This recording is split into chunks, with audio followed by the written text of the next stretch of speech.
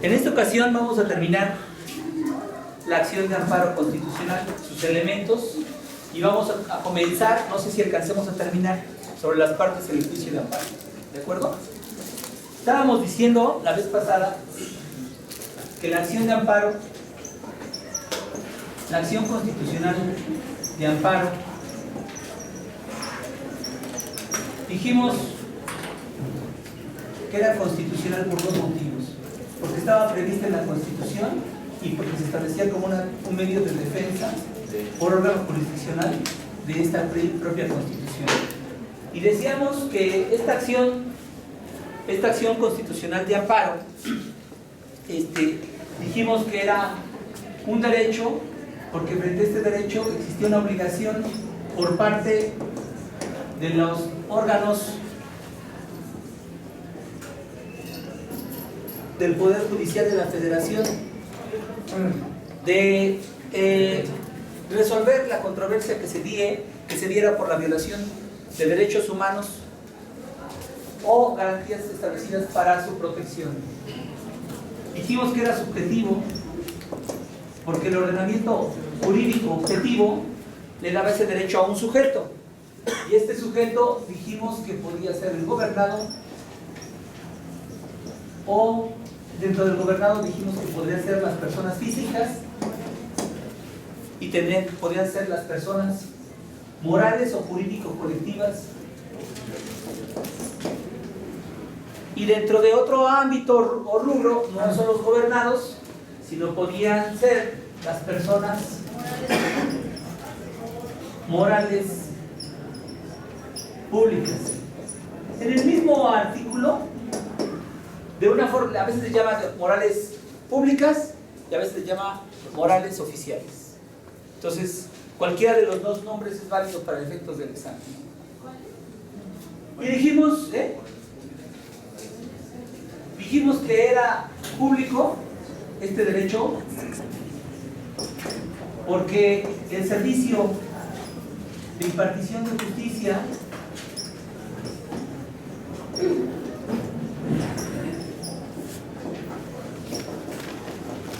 era público.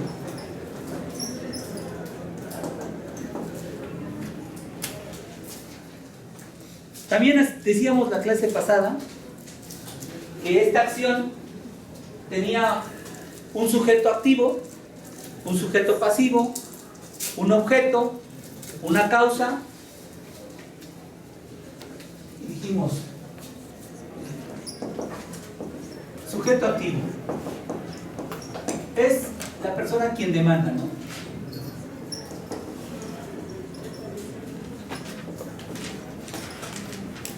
Y precisamente dijimos que la persona quien demanda, como lo dijimos aquí, puede ser un gobernado, puede ser una persona física o moral o jurídico-colectiva, pero también puede ser una persona moral pública. Pero dijimos que para que ésta pudiera venirse al amparo tenían que tener dos características. Uno, que afectara su patrimonio, y el otro,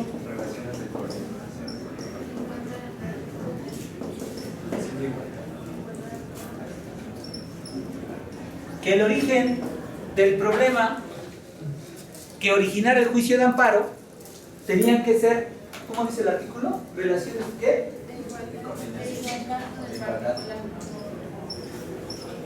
De igualdad con el particular.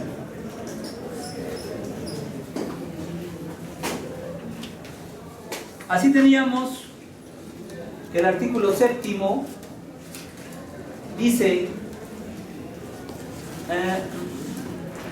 relaciones jurídicas que se encuentran en un plano de igualdad con los particulares, ¿no? O sea, no cualquier ente público podía venir al juicio de amparo, podría promover otra cosa, podría promover una controversia constitucional. Si fuera un órgano legislativo podría promover una acción de inconstitucionalidad, pero no el juicio de amparo. Solamente el juicio de amparo tendría que venir siempre que se afectara su patrimonio y el origen, lo que originó el acto reclamado, fueran relaciones de igualdad con particulares. Eso es lo que decíamos, ¿no? Y después decíamos que el sujeto pasivo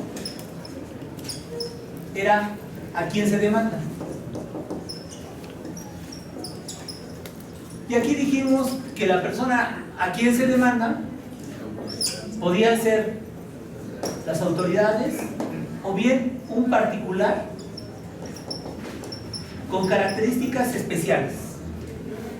Dijimos que el particular tenía que hacer actos equivalentes de autoridad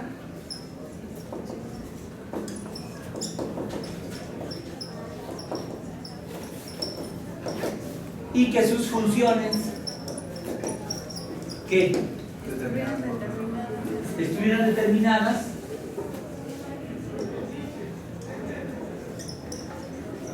por una norma general.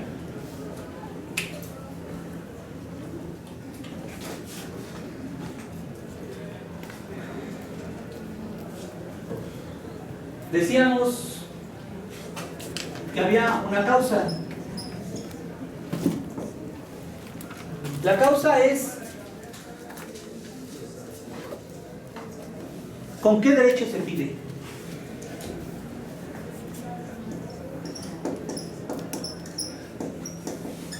Y dijimos que podría ser una causa remota o una causa próxima, también llamada como causa petennia, ¿de acuerdo? Y dijimos que respecto de la causa remota se refería a qué derecho humano o garantía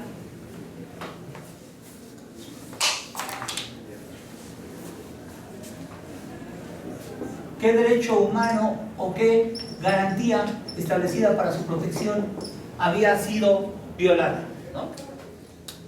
Y dijimos que respecto de la causa petendi o la causa próxima tenía que ser exactamente cuál es el acto reclamado, ¿no? Este acto reclamado podía ser una norma general, un acto o una omisión.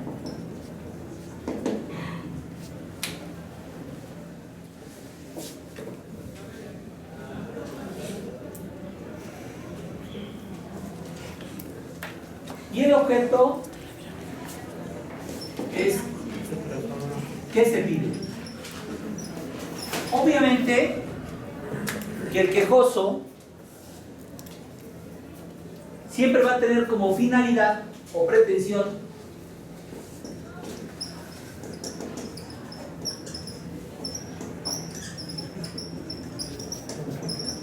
que se le otorgue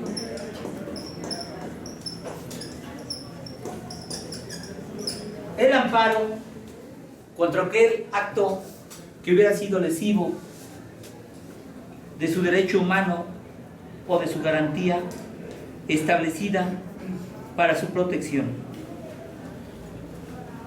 Y por lo mismo buscaba que se declarara la inconstitucionalidad del acto reclamado para que se le otorgara ese amparo. Eso es lo que vimos la clase pasada. Y decíamos en la parte final, ¿ante quién se pide?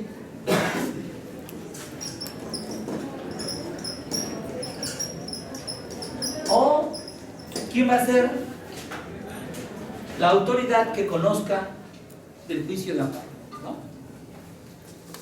Y dijimos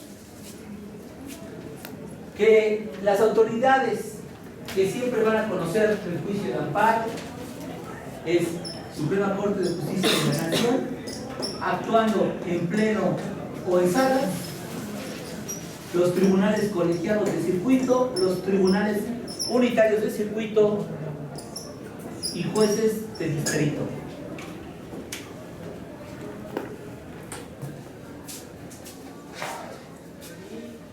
Respecto de este punto, yo les decía que el juez de distrito tenía una doble función. Como juez de proceso o como juez de control constitucional. Cuando actuaba como juez de control constitucional, siempre iba a conocer del amparo indirecto. siempre. Y como juez de proceso, dijimos que podría tener dos funciones, ¿no? Dijimos como juez de proceso penal, civil y mercantil, ¿no? Decíamos que todo juicio se inicia con la presentación de la demanda.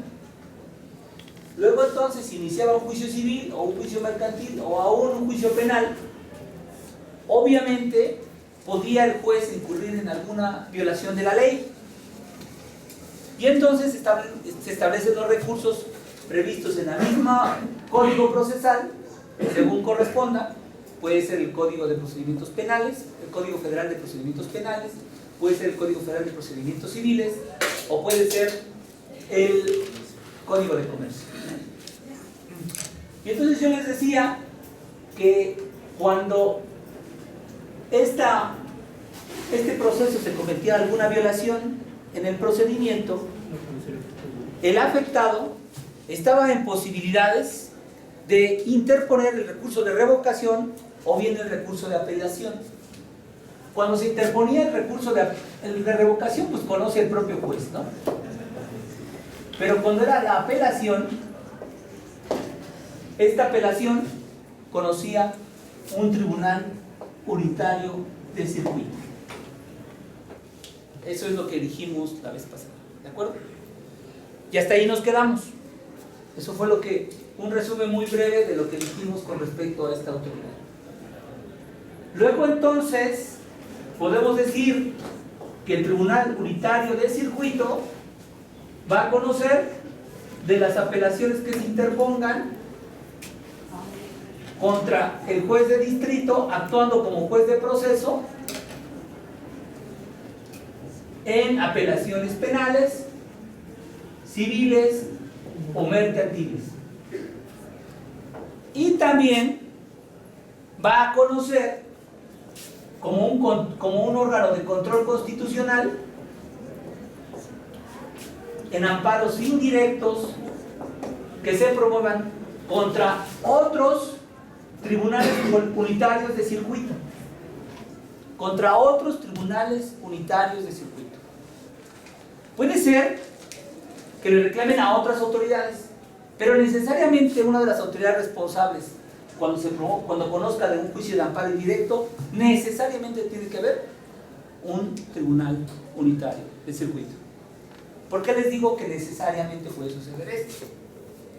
Imagínense que en un juicio civil federal o en un juicio mercantil se siguiera el juicio en rebeldía del demandado, se dictara sentencia y esta sentencia no le fuera favorable a el actor.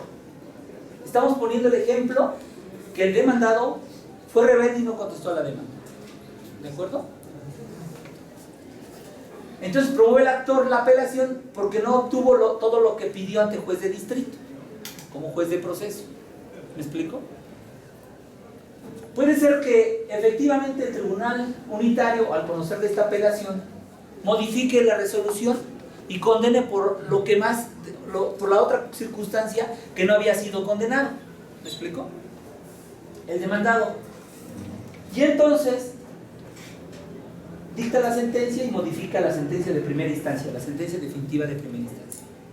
Y puede ser que el demandado promueva un amparo indirecto por todo lo actuado en el juicio, tanto el emplazamiento como todo lo actuado ante el juez de distrito y la apelación que conoció el tribunal unitario. ¿Me explico? A mí me parece que debería de conocer un tribunal unitario de circuito, porque me parece que la razón subyacente de las disposiciones legales que establecen que el tribunal unitario sea el que conozca de los amparos indirectos contra otros tribunales unitarios es que no puede ser que un juez de distrito que tiene una jerarquía inferior pueda destruir los actos del superior. Esa es la razón subyacente que a mí me parece que existe el hecho de que no pueda conocer un juez de distrito de los actos de los tribunales unitarios de circuito. ¿Me explico? Sin embargo, parece ser que esta no es una decisión compartida por muchos jueces o magistrados. Y digo que no es compartida porque en un asunto yo resolví declarándome incompetente porque estaba un tribunal unitario de circuito, precisamente explicando que había una razón subyacente de que yo no podía dejar sin efecto como juez de distrito los actos de un superior. Sin embargo, el tribunal unitario determinó que no era así y un colegiado determinó que también no era así. A mí me cabe la duda, ¿me explico?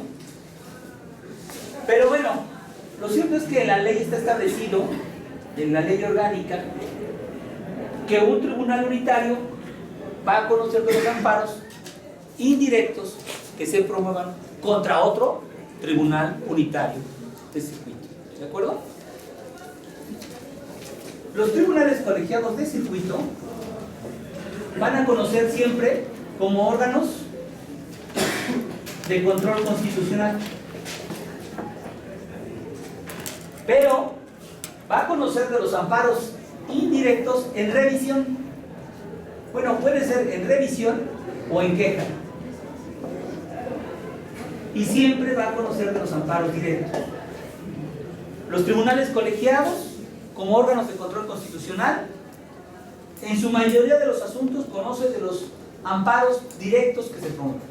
Todos los amparos directos conoce el tribunal colegiado de circuito. Y cuando se promueve algún recurso de revisión en los amparos indirectos que se promuevan ante tribunales unitarios de circuito o juzgados de distrito,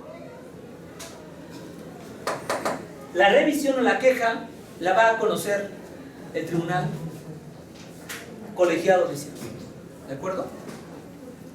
La Suprema Corte de Justicia de la Nación también puede conocer de los amparos indirectos en revisión y de los amparos directos, bajo ciertas circunstancias y características de los asuntos, y esto lo vamos a ver un poco más adelante. Pero basta decir que, respondiendo a esta pregunta, ¿ante quién se pide esta acción de control constitucional, la acción de amparo? Serían jueces de distrito, tribunales unitarios, tribunales colegiados de circuito y Suprema Corte de Justicia de la Nación. ¿Tienen alguna duda al respecto? La vez pasada hicimos esta pregunta y la contestaron, pues creo que bien. El amparo que se promueve contra juez de distrito, ¿quién debe de conocer? Otro juez de distrito. Pensaban que el tribunal unitario, no. Recuerden, él va a conocer el juez de distrito va a conocer de los amparos indirectos que se promuevan contra todas las autoridades y entre ellas otros jueces de distrito. Pero otro juez de distrito tendría que actuar como juez de proceso. Jamás podría conocer un amparo contra otro juez de distrito por una resolución que dictó en otro juicio de amparo.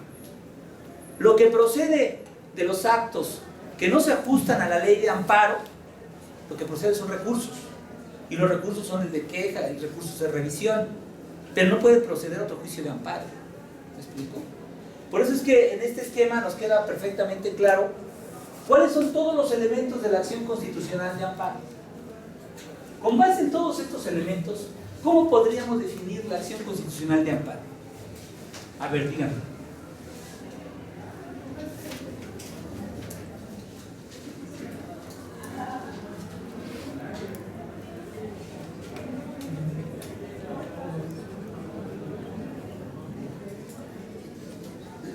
Bueno, no se preocupen. Si no la saben, la contestan en el examen.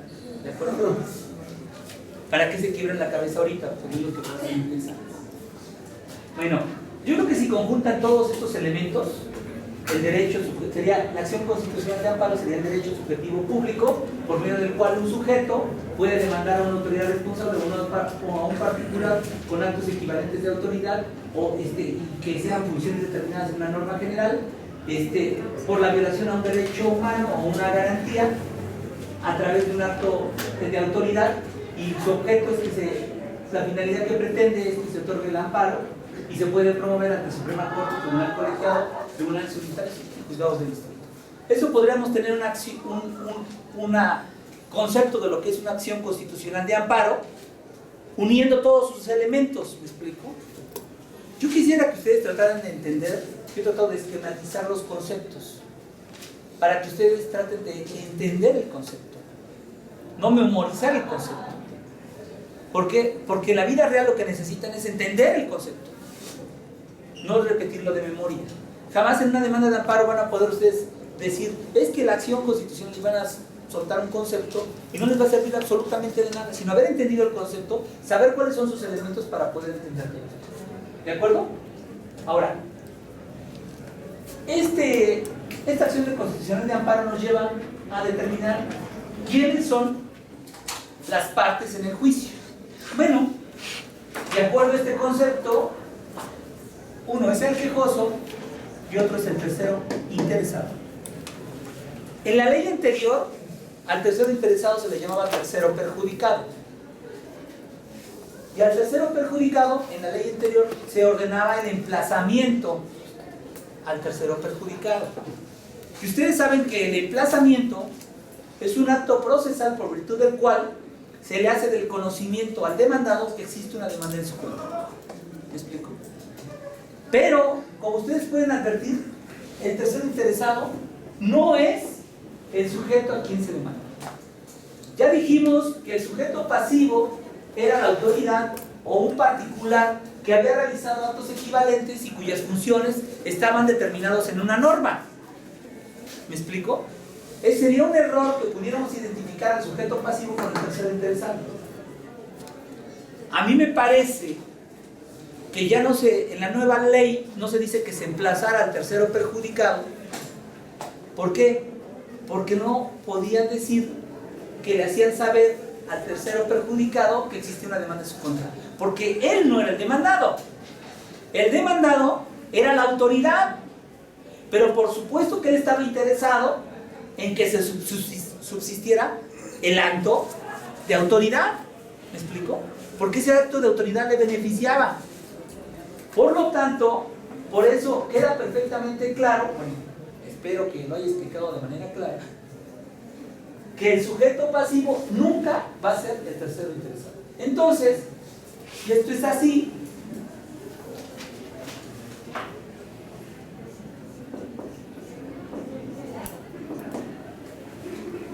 dentro de los elementos de la acción, tenemos que incluye al quejoso y a la autoridad responsable. Pero no está incluyendo al tercero interesado. Pero el tercero interesado es importante que pueda ser llamado al juicio de amparo. ¿Para qué?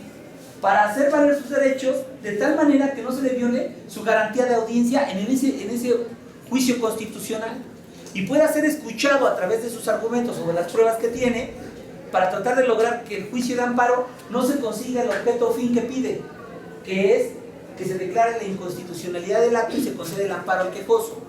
Entonces el tercero interesado lo que va a hacer es presentar pruebas o establecer argumentos para lograr que no se logre esa finalidad. ¿Y cómo no se va a lograr esa finalidad? De dos maneras. Uno, que sea improcedente el juicio y por lo mismo venga el sobreseimiento. O dos, porque se niegue el amparo al quejoso. ¿Sí me explico? Y bueno, para no violar su garantía de audiencia o algún derecho humano por la falta de comparecencia al juicio de amparo, se establece la necesidad de llamar al tercero interesado. Pero este tercero interesado, de acuerdo a la nueva ley de amparo, no dice que sea emplazado, no ordena que se emplace al tercero perjudicado. ¿Por qué? ¿Al tercero interesado? ¿Por qué? Sí, usted. ¿Por qué? Porque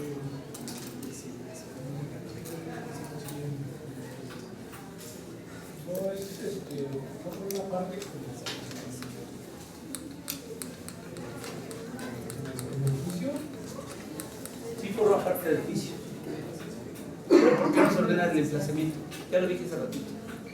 Ya no hay legislación. ¿Pero por qué? A ver, ya lo dije. ¿Alguien? Porque no es demandado. Exactamente. Si el emplazamiento es el acto procesal por virtud del cual se le hace saber al demandado que existe una demanda en su contra, luego entonces, si el tercero interesado no es la parte demandada, no deba de ser emplazado. Pero sí es importante que al tercero interesado sí le avisen, le notifiquen que existe este juicio de amparo para que no se le viole algún derecho y pueda él comparecer al juicio para argumentar, ofrecer pruebas. ¿Para qué efecto? Pues ya les dije, para lograr la improcedencia del juicio y por lo tanto el sobreseimiento o bien la negativa del amparo. Y la otra parte del juicio de amparo es el Ministerio Público Federal.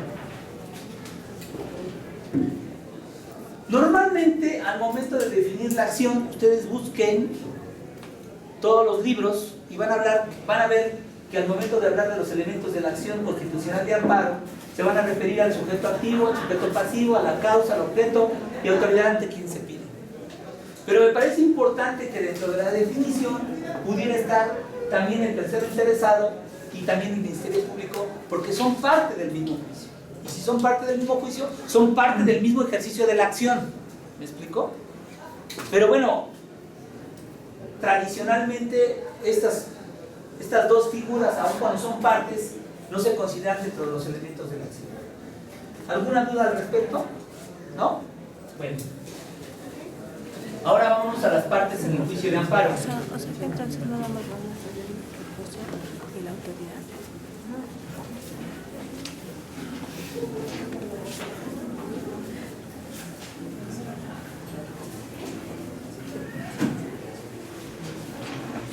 Dijimos que una de las partes del juicio de amparo es el quejoso. La vez pasada les decía que mientras, según el manual del juicio de amparo, decía que Burgoa exigía siempre para el ejercicio de la acción una violación a la garantía individual. Así, porque obviamente estudiaban con la ley vieja, ¿me explico? Y decía para que el doctor Fixamunio decía que no era necesario una violación de una garantía. Y bueno, explicamos la vez pasada que realmente, al parecer, es un problema de denominación. No es lo mismo el ejercicio. ¿Cómo les dije? La procedencia y el ejercicio de la acción. Porque para la procedencia de la acción era necesario la violación de un derecho humano o de una garantía establecida para su protección. Pero el ejercicio no requiere simplemente alguien que pretenda que le violen su derecho humano. Ahora, esta figura del quejoso debemos de distinguirlo porque el acto reclamado puede venir de un tribunal o puede venir de una autoridad administrativa, ¿me explico? Si el acto emana de un tribunal judicial, administrativo, agrario o del trabajo, cuando digo un tribunal del trabajo, me estoy refiriendo a las juntas de conciliación y arbitraje, o las juntas federales de conciliación y arbitraje, o al tribunal de arbitraje, o al tribunal federal de arbitraje. O sea, todas estas denominaciones que ustedes van a ver en materia laboral. Si el acto proviene de un tribunal, debe de ser diverso cuando viene de un acto administrativo. En una de las clases anteriores les dije que el quejoso podía ser titular de un derecho subjetivo o bien podría tener un interés legítimo. Este interés podría ser individual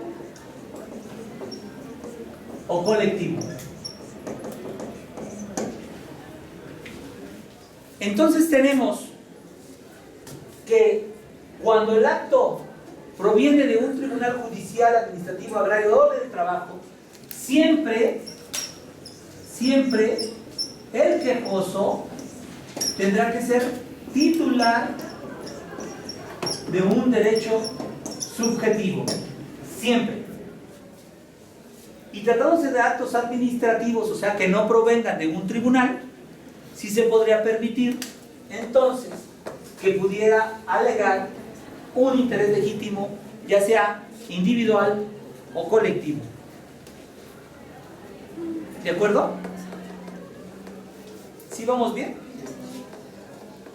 ¿O me regreso?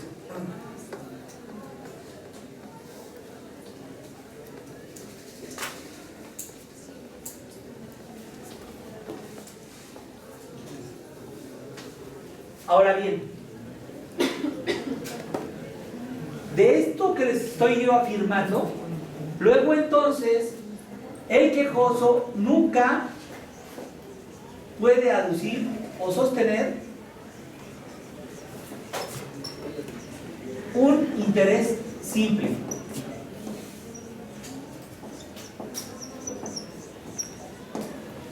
Nunca. Y luego entonces también nunca puede sostener una autoridad un interés legítimo.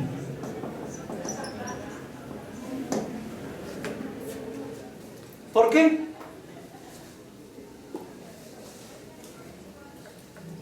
¿Por qué hago estas dos afirmaciones?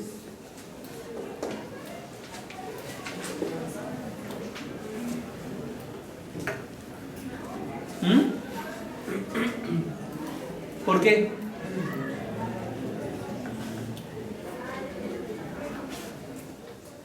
Porque, a ver, ¿alguna idea remota o aproximada? A ver. Bueno, yo tengo entendido, uno, porque lo estipula así la ley, y dos, porque nunca puedes sostener un interés simple, hablamos del quejoso, porque no sería procedente el juicio de amparo, porque no sería algo que le afectara tan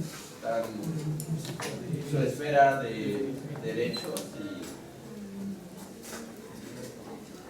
garantías. Y la autoridad judicial nunca puede tener un interés legítimo porque es público, es una esfera, no me sé explicar la verdad, pero no es algo que como autoridad pueda hacerlo, puesto que tiene, ¿cómo se dice?, una investidura, ¿no?, del Estado. ¿Alguna otra idea más? La autoridad se encarga de impartir la justicia, no puede tener un interés Bueno, la autoridad, hay autoridades que sí se dedican a impartir justicia, pero hay otras autoridades que no se dedican a impartir justicia. O sea, hay autoridades que le proporcionan a usted el agua, la luz, el drenaje, se cobran el impuesto, ¿no? Yo les digo, nunca puede sostenerse un interés simple. O se los puedo poner, el quejoso nunca puede sostener un interés simple. Y les puse, nunca puede sostener una autoridad un interés legítimo. Y la pregunta es ¿por qué? El compañero dice, bueno, una razón es porque lo dice la ley. Y efectivamente, así dice la ley. La ley dice que nunca se puede sostener un interés simple y nunca se puede la autoridad obtener un interés legítimo. La pregunta es ¿por qué? Porque el interés legítimo tiene que ser directo, individual y directo. Individual y directo. Primero vamos, ¿por qué no un interés simple? O dígame, primero un interés simple y luego el interés legítimo de la autoridad. Bueno, el interés simple porque tiene que ser legítimo en caso del quejoso, ¿no? tiene que ser individual y colectivo, y de la autoridad no puede ser legítimo, tiene que ser individual y colectivo. Fíjense que en una ocasión se discutió sobre qué protegía el artículo 14 constitucional. Cuando decía el artículo 14, nadie puede ser privado, entre otros bienes, de la posesión, sino mediante juicio, los que sigan las formalidades esenciales del procedimiento, Y se dijo, el artículo 14 constitucional protege una posesión simple o una posesión jurídica. ¿Y saben por qué era el problema? Porque después de que se había logrado seguir un juicio, a veces largo, a veces corto, y el demandado había tenido la oportunidad de defenderse, sin embargo, al momento de ejecutar, muchos abogados hacían valer una posesión simple, una posesión precaria, una posesión del momento. ¿Me explico? Y entonces decían, mira, pues sí, ya me ganaste a mí, pero falta que le ganes a mi esposa, a mi hijo, a mi nieto, al abuelo, al tío, al perico. Bueno, no, pero bueno, no es un sujeto de derechos, pero, o sea, le podía poner todo ese tipo de trabas de personas que vivieran ahí. ¿Me explico? Y entonces la Suprema Corte de Justicia de la Nación llegó a la conclusión de que el juicio de amparo, como el artículo 14 constitucional, lo que protegía es su interés jurídico.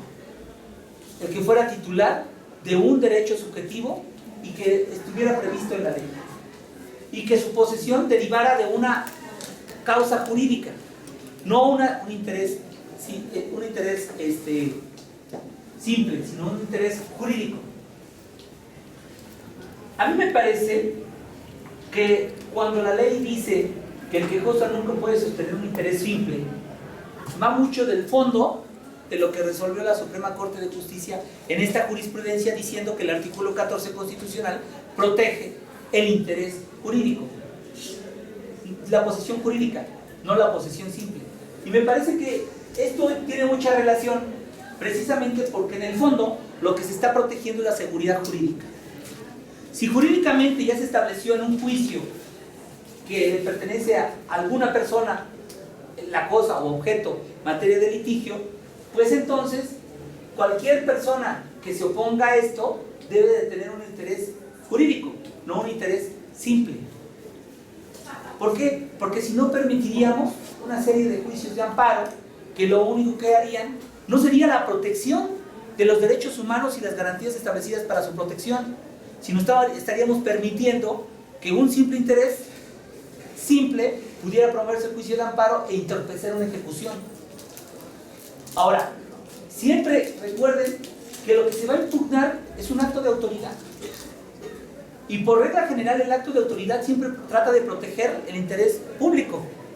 Luego entonces, si alguien quiere que se destruya ese acto de autoridad, debe de tener un interés jurídico para demostrar que se ha violado su derecho humano o su garantía y demostrar que por lo tanto ese acto es inconstitucional y por lo mismo debería de ser sacado, destruido de nuestro sistema jurídico para mantener un sistema constitucional. Por eso la razón subyacente para considerar que el quejoso nunca puede sostener un interés simple es esta cuestión de seguridad jurídica, a fin precisamente de lograr que se vaya impartiendo justicia sin trabas de cualquier persona que quiera sostener un interés simple. Ahora, ¿por qué nunca puede sostenerse una autoridad un interés legítimo? Lo que pasa es que yo les comenté en una de las sesiones anteriores que la reforma a la Constitución y la nueva ley de amparo lo que querían es ampliar el marco de protección del juicio de amparo hacia otras latitudes que no habían sido protegidas con anterioridad. ¿Me explico? O sea, ¿por qué creo que no habían sido protegidas con anterioridad? Sí.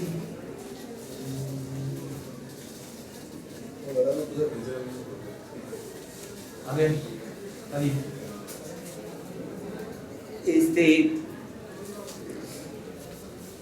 Les estaba explicando explicando que la reforma constitucional y la nueva ley de amparo lo que hace es establecer una serie de marcos de protección. Si el juicio de amparo protegía toda esta esfera de derechos, con la reforma constitucional y con la nueva ley de amparo se amplía el círculo de protección de derechos de dos formas. Uno, diciendo que son materias de protección los derechos humanos, pero no solamente los establecidos en la Constitución, sino los establecidos en la Constitución y en los tratados internacionales en los que México fuera parte. Entonces, se amplió, porque antes se acuerdan que eran las puras garantías, se amplió la esfera de protección para abarcar otros derechos que no eran materia de protección, y se amplió este margen de protección con el interés legítimo. Esto es otra de las bondades de la reforma constitucional y de la nueva ley de amparo, que se amplían esas partes que no habían sido protegidas con el juicio de amparo tradicional. Y de esta manera, lo que pretendían el constituyente como el legislador es que estuviéramos a la vanguardia de la protección de los derechos humanos a nivel mundial. Porque ustedes se dan cuenta que muchas tendencias modernas plasman sus ideas en tratados internacionales donde se establece esta protección a los derechos humanos. Al momento de querer dar esta protección con esta reforma y con esta nueva ley de amparo, nos ponemos a la vanguardia en la protección de estos derechos humanos. Pero no solamente esto, sino le da la protección al interés legítimo. La vez pasada les dije qué se entendía por interés legítimo. ¿Se acuerdan? Y les dije que el legislador había dicho que este interés legítimo era en realidad una especie, dijo de término indeterminado. El juez, en cada caso concreto, va a determinar lo que se entiende por interés legítimo. Y dijo, pero yo les voy a dibujar cómo podría ser este interés legítimo. Y yo les dije la vez pasada que un ejemplo era cuando ustedes compran una casa porque tiene un río muy bonito y cristalino, y entonces ustedes compran esa propiedad, pero resulta ser que más adelante las autoridades le dan un permiso a una fábrica para que eche sus desechos en ese río, que ustedes lo habían comprado para poner sus borregos y su ganado, ya saben, como gente pudiente de este país. Y entonces ustedes tenían ese interés legítimo para demandar precisamente ese acto contrario a la ley. Este tema del interés legítimo requiere un poco más de plática al respecto. Y ahorita ya se me acabó el tiempo y nos vemos mañana, y mañana vemos esta parte.